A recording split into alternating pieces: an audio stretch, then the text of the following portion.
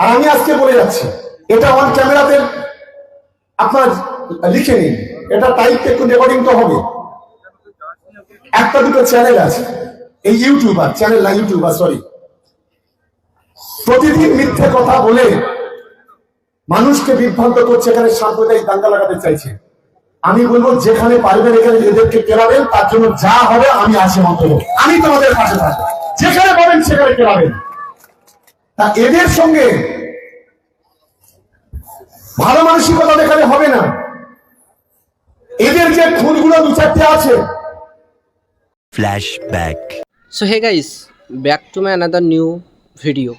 আশা করি তোমরা খুবই ভালো আছো। তো তোমাদের দোয়া ভালোবাসায় আমিও ভালো আছি।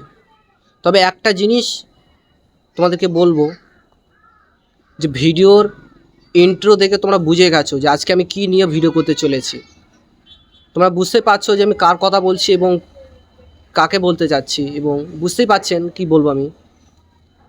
তো কিছুদিন ধরে একটা ভিডিও আমি দেখছি ফেসবুকে, যে ক্যানিং পূর্বের বিধায়ক শওকত মোল্লা, ওনাকে বিধায়ক বলছে, হয়তো অনেকের খারাপ লাগতে পারে, তবে আমরা সোশ্যাল মিডিয়ায় কাজ করি, সেই আমাদের জায়গা থেকে তানাকে সম্মান, মানুষকে সত্যটা জানানো, তো সেই সাথে তানাকে আমি বিধায়ক বলছি। তবে অনেকেই অনেক অনেক রকম নামে তানাকে চেনে, তো আমরা তাকে সম্মান দিয়েই বলছি।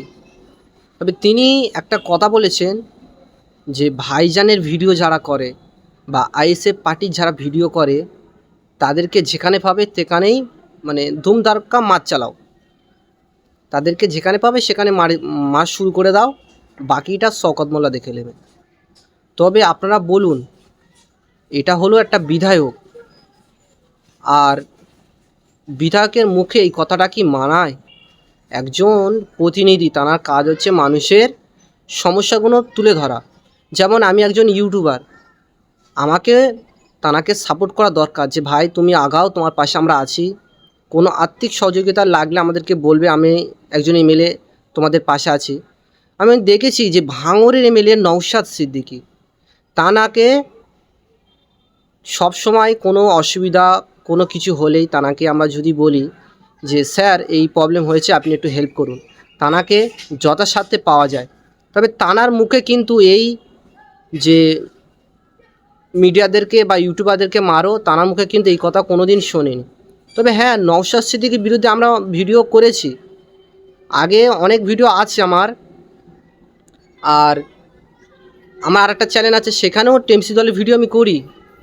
তবে তারপরেও কিভাবে শওকত মোল্লা আমাদেরকে মারতে বলছে? তবে নওশাদ সিদ্দিকী কিন্তু এই কথাটা কেন বলে না?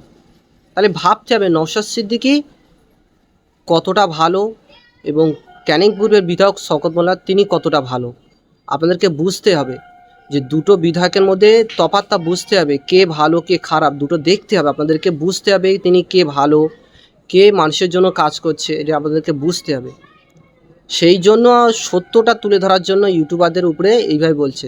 তবে ক্যানিং পূর্বের বিধায়ক, আপনাদেরকে জানিয়ে রাখি যে আমার কোনো ইউটিউবার ভাইয়ের গায়ে যদি হাত পড়ে, আপনাকে আমরা বুঝিয়ে দেবো যে ইউটিউবাররা কি করতে পারে। যেমন নওশাদ সিদ্দিকী 5 টাকার পেনে এমন খোঁচা দেবে, ক্যানিং আর কোর্ট করিয়ে ছাড়বে, আর ইউটিউবাররা এমন খোঁচা তোমাদেরকে দেব, তোমরা বুঝতে পারবে যে ইউটিউবাররাও পারে। এমন নয় যে বিধায়করাও সব পারে। বিধায়করা যদি মারতে বলতে পারে, তাহলে ইউটিউবাররা কেন বিধায়কের প্রতি এই যে উনি যে ব্যবহারটা করেছেন তার প্রতি আমরা কেন কড়া স্টেপ নিতে পারবো না? কারণ আমাদের কি স্বাধীনতা নেই যে কোনো সত্য খবর বা সত্য কথা আমরা বলতে পারবো না? কেন পারবো না? নওশাদ সিদ্দিকী যদি চুরি করে, নওশাদ সিদ্দিকী যদি ভুল করে, অবশ্যই সেটা আগে তুলব। এইটা ভেবো না যে নওশাদ সিদ্দিকীকে ভালোবাসি বলে নওশাদ সিদ্দিকীকে ছেড়ে দেবে, একদম না। নওশাদ সিদ্দিক হোক, আব্বাস সিদ্দিক হোক, দুই ভাই ভুল করলে দুই ভাইয়ের খবর আগে তুলব, কারণ ভুলটা আগে তুলব, সত্যটা আগে জানানোর দরকার। তবে এইভাবে আপনারা যে ক্যানিংপুরের বিধায়ককে আমি এখনও পর্যন্ত সম্মান করছি, আমি এখনও পর্যন্ত তানাকে সম্মান করছি। তবে আমাদের একটা বাস্তবতা বলে জিনিস আছে, সেখান দিয়ে তানাকে সম্মান করি। তবে ওনাকে বলবো, এইভাবে আমাদের পিছনে লেগে কোনো লাভ নেই, কারণ আমরা সত্যটা তুলে ধরবো, আপনি যা পারেন করে নেন, কোনো যায় আসে না। তবে ভাঙড়ে বিধায়ককে ধন্যবাদ জানায়, তানার মুখে এই ভাষাটা আমরা কোনো দিন শুনিনি, হয়তো আগামী দিন শুনবও না। তবে আরেকটা কথা, যে আব্বাস সিদ্দিকীকেও বলেছে মারতে হবে, মানে আমাদের ধর্মগুরু এবং পীরজাদা আব্বাস সিদ্দিকী আপনারা অনেকেই চেনেন, তাকেও মারার কথা বলছে, সেই সঙ্গে আমাদেরকেও বলেছে, মানে একই সঙ্গে যেখানে পাবে ওনাকেও মারতে বললো, আমাদেরকে মারতে হলো। তাহলে ভাবুন, একটা ধর্মগুরুকে যদি মারতে বলতে পারে, তাহলে সাধারণ মানুষ কিভাবে সুরক্ষা থাকবে? যেরকম আমি একজন ভাঙড়ের নাগরিক, আমি কিভাবে সুরক্ষা থাকবো? আমি ভিডিও করি, এতেই আমার উপরে রাগ। আবার আব্বাস সিদ্দিকী ভাইজানের উপরেও রাগ, আমার উপরে রাগ, আমাদের ভাইদের উপরে রাগ।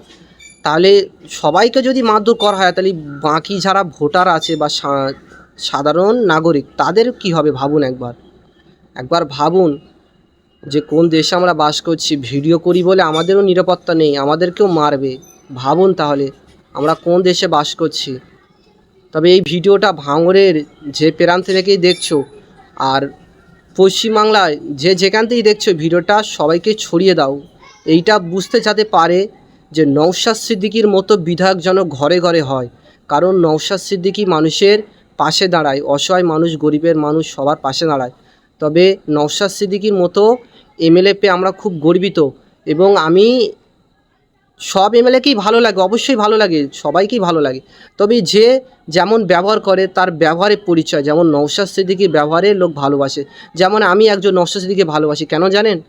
ওনার যে স্ট্যাটাস, মানে উনি যে ব্যবহার করেন আমাদের, যখনই বলি ভাইজান এইটা আমাদের একটু হেল্প করুন, তিনি এক কথায় কাজ মিটিয়ে দেয়। তাহলে ভাবুন, নওশাদ সিদ্দিকীকে কেন ভালোবাসবো না? তিনি গরিবের মানুষের পাশে দাঁড়ায়, অসহায় পিছলে পড়া মানুষের পিছনের পাশে দাঁড়ায়। তাহলে সেই বিধাকে পাশে দাঁড়াবো না, অন্য কোনো বিধাকে পাশে দাঁড়াবো? যে মানুষের জন্য কাজ করবে তার পাশে আমরা অবশ্যই থাকবো। আর যে যেখান থেকে ভিডিওটা দেখছো, ধীরগতিতে শেয়ার করো।